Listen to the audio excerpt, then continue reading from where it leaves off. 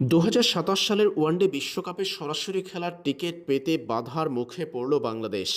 ৩ ম্যাচের ওয়ানডে সিরিজের প্রথম ওয়ানডেতে জিম্বাবুয়ের বিপক্ষে ২৫ রানে হেরে চাপের মুখে টাইগাররা।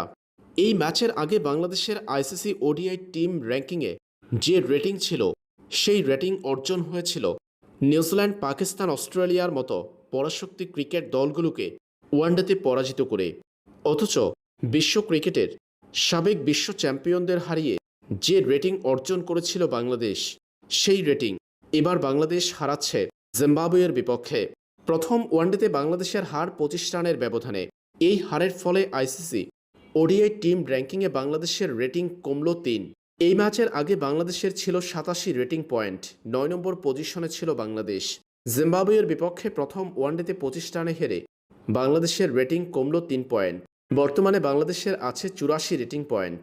২০২৭ সালের ওয়ানডে বিশ্বকাপে সরাসরি জায়গা নিশ্চিত করতে হলে আগামী বছর অর্থাৎ ২০২৭ সালের মার্চের ৩১ তারিখের মধ্যে আইসিসি টিম র্যাঙ্কিংয়ে শীর্ষ ৯-এর মধ্যে থাকতে হবে বাংলাদেশের।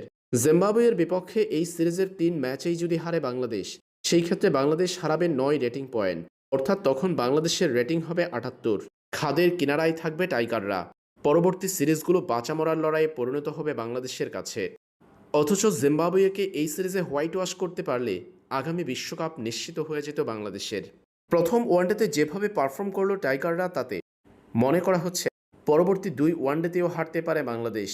আর সেটা হয়ে থাকলে আইসিসি টিম র্যাঙ্কিংয়ে বিশাল ক্ষতির মুখে পড়বে টাইগার ক্রিকেট।